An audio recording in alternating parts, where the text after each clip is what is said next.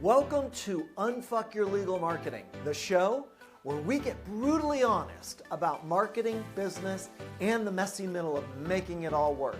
I'm Gary Johnson, marketing coach, strategist, and professional BS detector for attorneys and business owners who are tired of doing what everyone else does. Around here, we skip the fluff. We have real conversations, real insights, and maybe a few F-bombs along the way. So let's get into it. Networking. Some people love it, some people hate it. I find that most people that hate it have something in common. They either don't know how to do it, they don't have a plan, or they're constantly winging it because they feel networking is just meeting new people and creating small talk. Being a master networker is a skill, something that can be learned and perfected, which is why I am so excited to introduce our guest, Richard Wang. He is a master networker, one of the best out there. Richard is a seasoned mortgage professional with Viridian Mortgage. He's known for building a strong referral-based business through strategic networking and visibility. He's deeply involved in professional networking communities where trust, consistency, and relationships matter most. Richard also used to be an attorney. So today we're going to dive into the do's and don'ts of networking.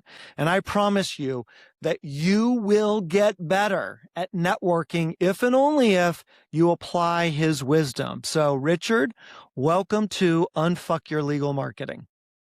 Thank you, Gary. I'm so happy to be here. You have no idea. You have no idea. Well, good. So let's dive right into it. So you come from a background that combines finance, legal training, and sales.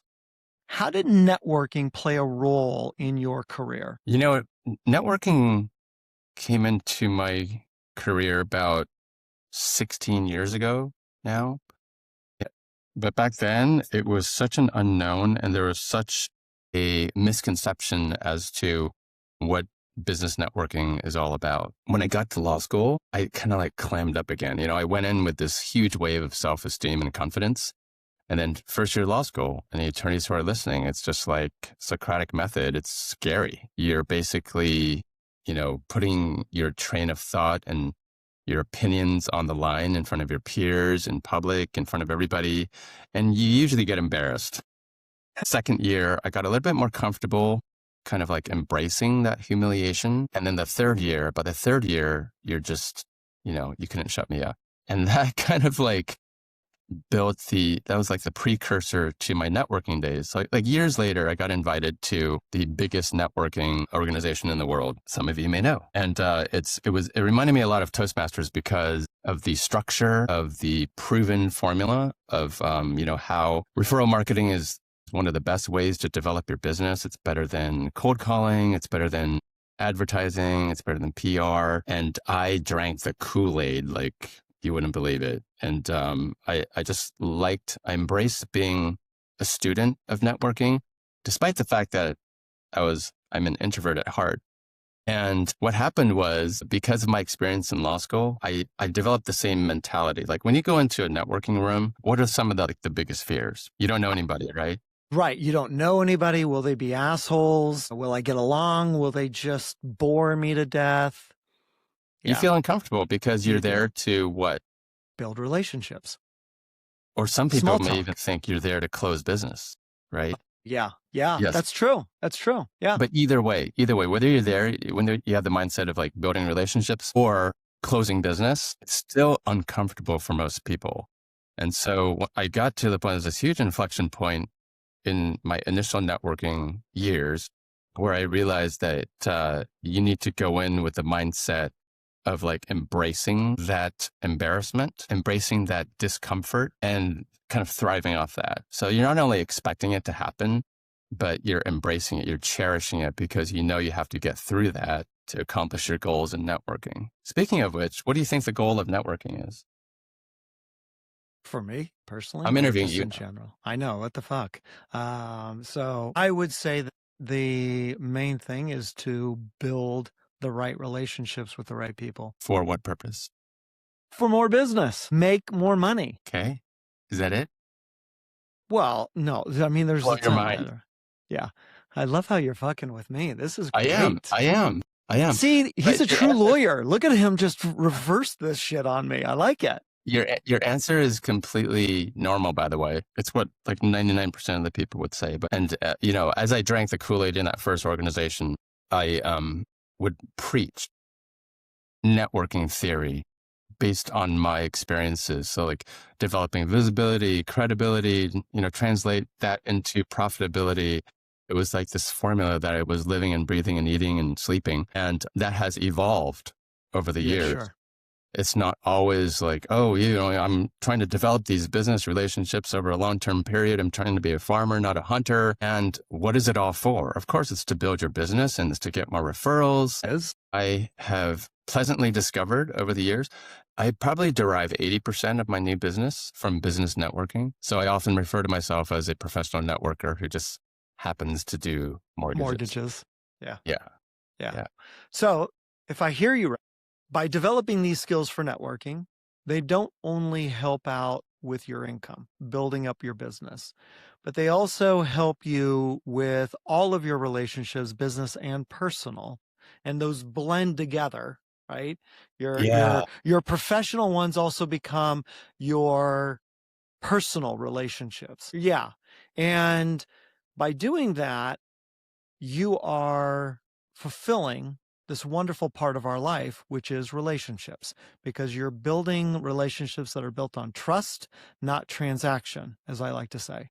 Because transaction is, Richard, what can you do for me today? Nothing? Fuck off, next person. Yeah. What can you do? That's just full transactional, right? Yes.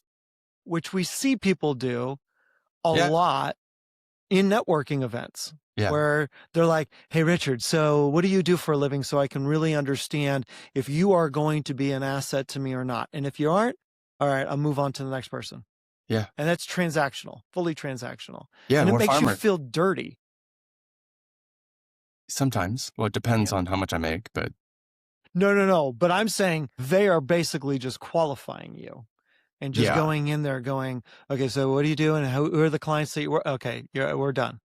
Yeah. We're done. You won't be able to refer me any business. Yeah. And you know what? That does work for some people. I always say the best networkers are farmers, not hunters. But some people like to hunt and some people are really good at it. The problem is if you're looking for longer term, more consistent and reliable sources of referrals, that's not going to work. Yeah. It's like networking should be a marathon, not a sprint.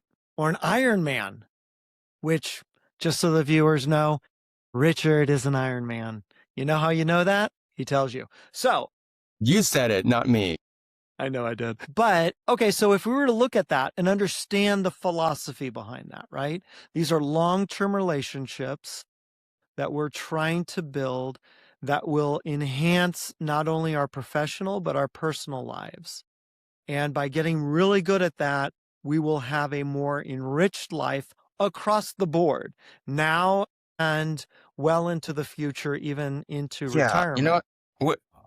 Humans are social beings, right? We hear that all the time. Yeah. But humans also love to label and compartmentalize. And so, I hear about that with the personality test, with the DISC profile, and, you're in one of 4 categories. Humans are way more complex than that.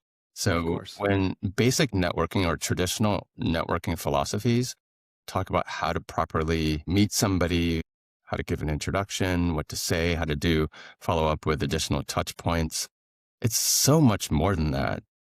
It is. Humans are complex, and I love to find out the different facets of other people because it's interesting and you find more commonality and more overlap. And that's the beauty of longer term relationships, is that you find out these things over time, and then you can share, people within your network by making introductions and providing opportunities for other people. Yeah. And for the listeners, this is gold right here, because in order to do what Richard just said, you've got to be an active listener. You've got to be curious about the other people. You truly are, and Richard, I think you're a master at this. You really are. You make people feel important. You make them feel heard. Even you. Yeah, even me. But you really do. You've mastered that skill, and it doesn't come across as unauthentic. It doesn't come across as fake. It comes across as, I'm curious about you. I literally want to know about you. If you were to look at that and go, okay, because I know you run a networking group. You're networking on a crazy level in regards to how many times. But what would you say is one of the biggest mistakes that you see lots of attorneys making when it comes to networking? Got it. So in any profession, you always see that quid pro quo that we kind of referred to just now.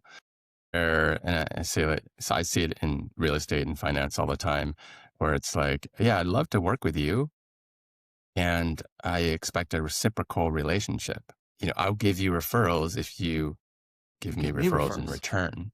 Yep. And who suffers in the end with that arrangement? The client does. The client, yeah. Right? Because you always feel like you have to refer this person because you're obligated to, but it ends up not being usually the best option for the client, right? So I hear that all the time. For attorneys, they have, in general, a really challenging time taking off their attorney hat in a networking setting. So I've been in meetings that are dedicated to attorneys that I attend because I am one. And I do expert testimony work, by the way. Little plug. So anyway, when I attend these meetings, and it's also fascinating to me if they're on Zoom, I look at all the squares, not creepy or anything, just an observation. I look at all the squares and like nobody, like one person out of 60 is smiling. Yeah. Yep. Yeah. And you get that person who's zooming straight from their desk in their office, and they're just in that mode, whether they're writing a brief, they're preparing for court, they're, about to enter a deposition, who knows, but they have a challenging time relinquishing that mindset and going into networking mode. And networking mode is all about being visible, which they are. Yep. But it's also being credible, that you're showing up on time, you're showing up ready to engage, you're showing up with valuable content you can add to a meeting, and you're showing up likable. Yeah. We're in the same organization where there's a relatively high barrier to entry, which means that most of the time you don't have to be really concerned about whether the person you're referring to is experienced or, they know what they're doing. And so by nature of just being a member, the presumption is that you do have the experience and training and the ability to handle a referral pretty competently. And so your primary goal in that setting, that networking setting, is just to be liked. And a lot of attorneys go in with that scowl on their faces. I see it all the time, and it's particularly with attorneys. Yeah, it's so true. One of the keynote speeches that I give is on developing charisma and as a skill. Riz. And I always say that. It's Gary. Say that again? They call it Riz. Shut up. Riz. So Madeline would be very happy with Dad right now. But you've got to have a balance between warmth and competence. And what lawyers do heavily is the competent side. I got to be competent. But they do it there's cold. No time spent on being warm. And what they do is they lose out on the trust.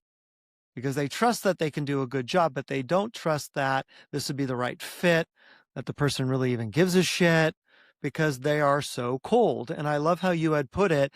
They're not willing to take their attorney hat off, because attorneys are very adversarial. That's the whole job, is I'm trying to prevent somebody of taking advantage of my client in some manner or way, right? So they're always dueling it out, boxing. Whereas networking is, let's give everybody big hugs. Hey, it's kumbaya, hey, everybody. Even though, no, that's not really true. However, that whole likability that you were talking about is so right on. It's so right on. And one of the biggest mistakes, I agree. They don't use one of their biggest assets, which is their smile. It's so easy. Smile. Hey. Yes. It's free. Yeah. Hey, and you're more approachable when you're smiling, as opposed to, I don't want to go around that asshole because he's scowling all the time. And you and I see it all the time. And it's a huge mistake, I think, especially when it comes to networking.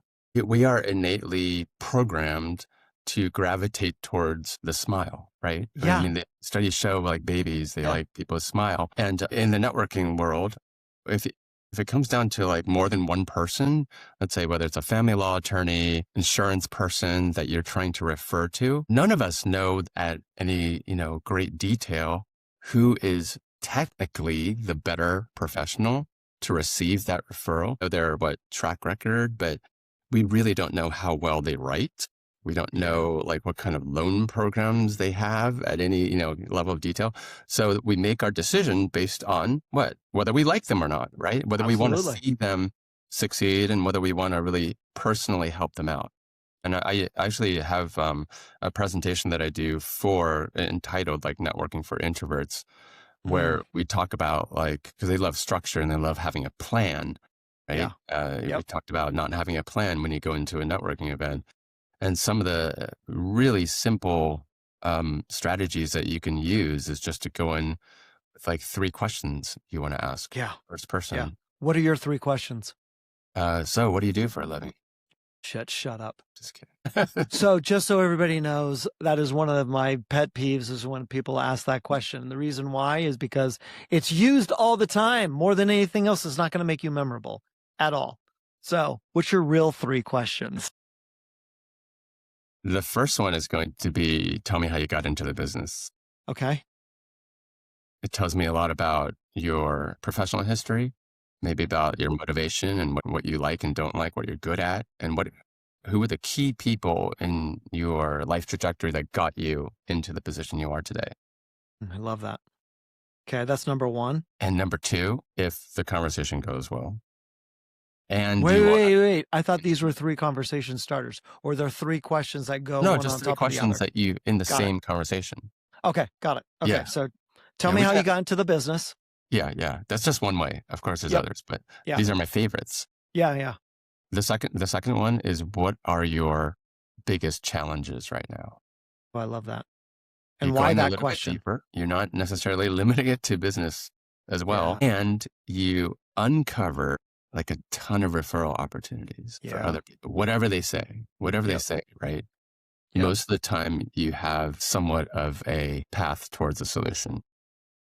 So I want to pause right there because this is such a great point that a lot of people don't think about, is that you can help other people out with personal stuff as well as business stuff, obviously. But when you can understand their challenges, if you've got a strong network, you've got a bunch of people behind you that can help out this individual because they don't have this, or they're struggling with this. They're struggling. I got somebody that can help you out, with that. Now, that being said, you've got to have a bench, a networking or a network behind you to be able to help them out. Because if you literally don't know anybody, you don't know what anybody does. Kind of hard. Yeah. And then it makes it really difficult when somebody's like, I'm really challenged in regards to da-da-da. And you're like, sucks to be you. All right. Nice to meet you. Goodbye. As opposed to being of value to the other person. And I think what you, and I've seen you in action on this, what you get to is, how can I add value to this person? How can I give to this other person? But you don't know that unless you ask these questions, And so before we get to the third question. Yeah. So improvisers, they tell us all the time, what do they say? The number 1 recommendation on how to get the most out of the organization is what? To go guest, go to other groups. And what I'm always asked is like, when I'm guesting out of state, is like, oh, I didn't know you were licensed in Illinois or New York or, Massachusetts. And my answer is, I'm not expanding my network necessarily to always increase ROI. There's that word again. I'm expanding it for the benefit of my existing network. So, the silver lining of COVID was that it opened up doors to these virtual meetings. That's how we met. Yep. Gary. It is. Thank you, COVID. It really is. Yeah. Thank you, COVID. Or and it not. gave us the ability.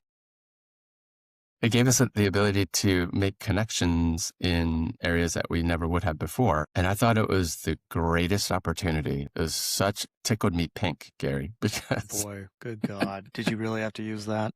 because I just thought it was so cool how, like, if somebody needed a family law attorney in Boston, I actually know somebody. It's not a listserv. It's not a directory of a name. It's somebody I actually know and I've met and I've talked to.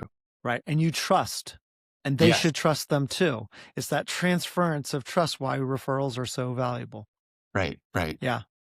And if you, there's so much value in being that center of influence within your networking world that most people don't get. Far more value in that than actually receiving referrals. Yep. I agree. Number 3. Yes. Number 3 is, what are you most looking forward to this week, this weekend, this month, this year? Fill in the blank. Okay. Yeah. I love that because it's forward looking. And sometimes, a lot of times they will go into personal subject matter, and then it allows you to follow up. Yeah. Now, Next time when, we'll talk to them. like, what do you mean by the follow-up? That helps you with follow-up how? It's a relationship. Relationships don't just end after one contact, after one conversation. Okay. So that is probably the quote of the whole fucking show. Great. It only took me 35 minutes. What did I say? Building those relationships is so key. It really is so fucking key. And it's a very simple aspect of networking, right? Such an important, but a simple, I wouldn't say easy. Networking is very simple. It's not easy, but it's very simple.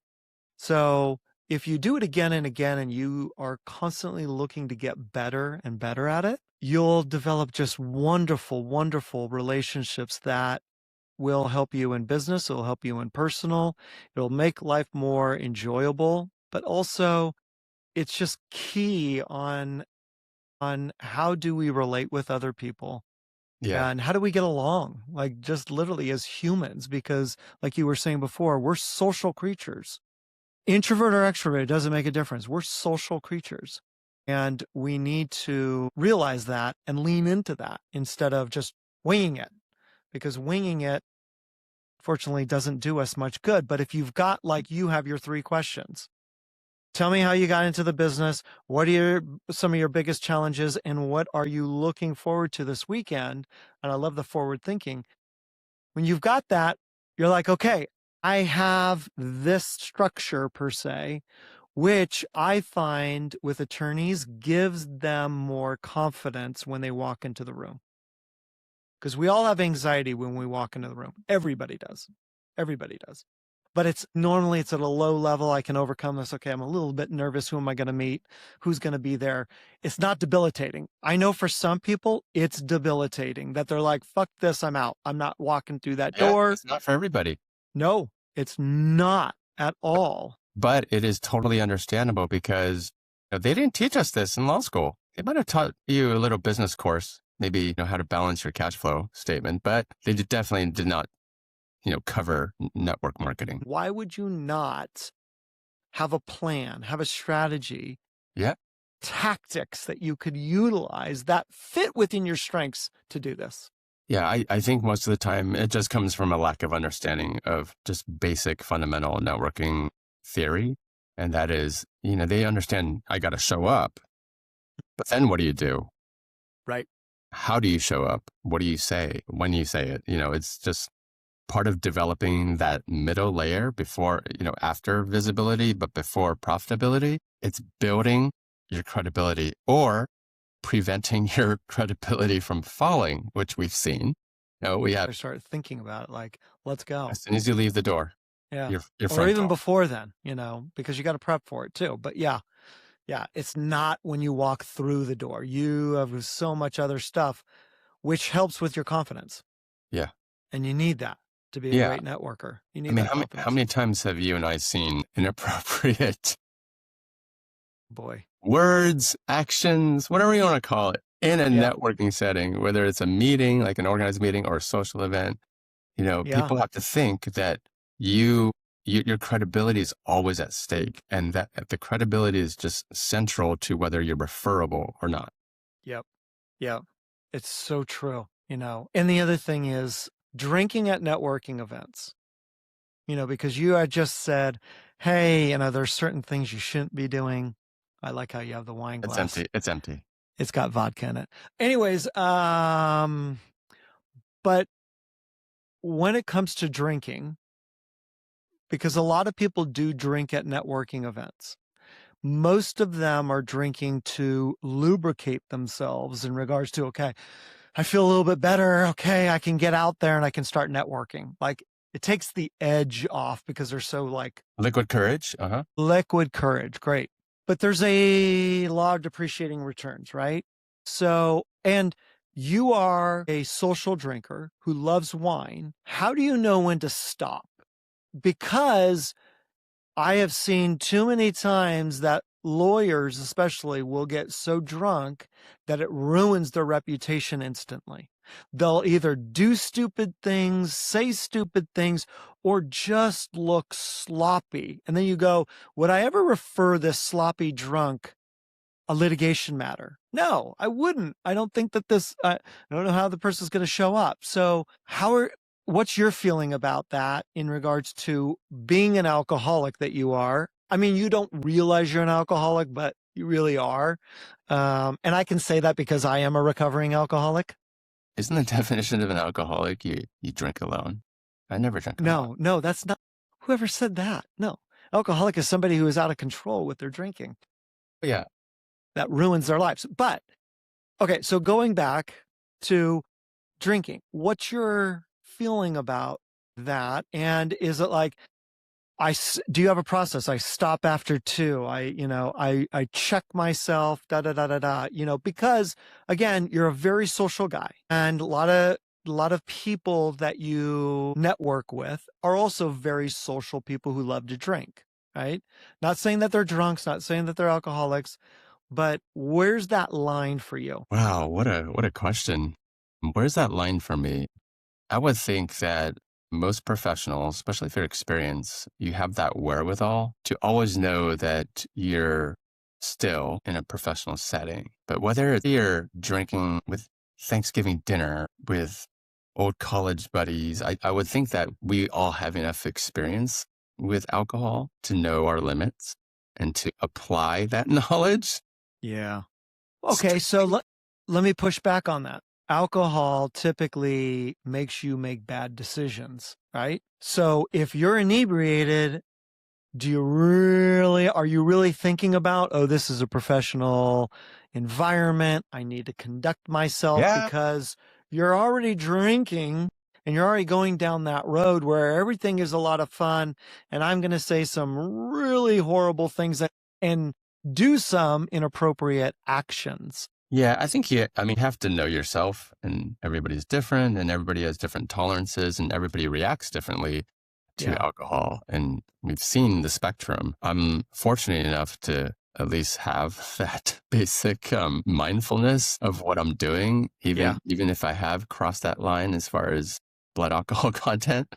But a lot of people don't, right? And they don't see it. Even more scary, they don't remember it. That's true. Yeah. And that's a real issue that they need to address. What's your advice for those people? Is to have a buddy. Is to have a buddy whenever they go out to kind of like watch and to give that honest feedback about like, you know what? You're a fucking idiot last night. You really need to like think about cutting off after 2 drinks. Yeah. Being in the networking setting, like accelerating the process of getting to know somebody. Because I just learned this and I love it. And it applies especially to if you're in any kind of leadership role too, whether it's in your office or in provisors or in any other capacity. But we've all heard of like FROG, right? Yeah. The categories that you talk about when you try to get to know somebody. Friends, what is relatives. Family. Or family. Relationships, occupation, and goals, something like that. But I recently heard a better one. This one is called the 4 H's. And it came from one of the NFL coaches. And the 4 H's are history, heroes, heartbreak, and hopes. So for those of you who like more structure in your coffee lunch meetings, one-to-ones, this is something that I'm going to try And hopefully when I get invited back, I will report on it and tell you. So I would actually challenge you on this because I think you're already doing that. Because if you look at your 3 questions, tell me how you got into this business. That's history, right? What are your biggest challenges? That's heartbreak. What are you looking forward to? That's hopes. So really, and that first question could actually be heroes too. My could be. parents were in it, and they were a hero to me. So I think, I mean, obviously you're thinking I need to expand this more, have it more front of mind. But I would say those 3 questions freaking nail that. Whether you knew it or Very not, astute. you know? Very astute. Yeah, it's smart. That was a test. You Fuck passed. you. You passed Okay. with flying colors. That was really impressive. You got it like that. Thank you for listening. Yeah, you're welcome. So 4 H's: history, heroes, heartbreak, and hopes. So put that down, everybody, and Yes, in your next actually execute on one-to-one. it. Yeah, in your next one-to-one, please don't ask, what do you do for a living? And like what the weather's like and blah, blah, blah, all the regular It's so bullshit. yeah. Have a plan. And that it could be just as simple as the 4 H's. Go in with the 4 H plan, and hopefully it'll turn out better as far as getting to know the other person at a deeper level. Yep. Because if you do what Richard just said, you're not going to wing it. You're not just going to show up. I'm smart enough. I'll figure it out. You actually will have a plan. And again, what Richard was saying, you don't have to be an extrovert. You don't have to be obnoxious. He's an introvert, which isn't surprising, but I find most great networkers are introverts because they're great at asking questions and being active listeners. And if they have the right mindset, it's amazing because, like you had said, humans are complex. Relationships are complex. They're not all going to be the same. That can be really taxing. It can be really overwhelming. But I think if we're really looking at what are we trying to accomplish here and how can we build up our network so that we can help other people out on a regular basis. And then in order to help out other people, we need to be asking questions that really gets to know them and using your 3 questions of how'd you get into this business? What are your biggest challenges? And what are you looking forward to this weekend? It hits the 4 H's of history, heroes, heartbreaks, and hopes. That is a fantastic way to get into networking. Great See, point. everybody, this is the reason why I had this fucking clown on here. So Richard, thank you. Hey, you know what? I'm not even charging you for any of this either. You're welcome. Yes. So, truly, this is hugely valuable. And being a group leader, you see it all the time. You see those mistakes being made, but you also see what people are doing great and then adapting to that, and I know you're a student of it. So thank you for coming on. I cannot tell you how much I appreciate it. Gary, I have an endless amount of interests and hobbies. That's why when people talk about retirement, I have friends who make a lot of money, a ton of money, can retire early. The fascinating part is that when I ask them, well, what are you going to do in retirement? They have no answer. Yeah. And one of the things that I feel extremely fortunate and blessed to have an answer, many answers about what I want to do. And the great thing is that I'm already doing a lot of them. Yeah. Which is good, right? Yeah. That also helps you to be a better networker because you have something to can talk about And that's instead the of just beauty of business. networking. Yeah. And that's my whole point, is that networking is life. Yeah, it really is. Networking is life. So thank you. Thank you. And if you want to get a hold of Richard, because he's freaking brilliant when it comes to mortgages too, not just networking, I'm going to put all of his contact information in the show notes. Contact him, follow him on LinkedIn and Instagram. He's amazing. So thank you. Thank you, my friend. I really appreciate you. Thank you, Gary. That's it for today's episode of Unfuck Your Legal Marketing. If you got a spark of inspiration, learned something new, or at least got a good laugh, make sure to follow, rate, and share this with someone who needs to hear it. Thanks for hanging out with me, and remember, the best marketing is the one that actually sounds like you. See you next time.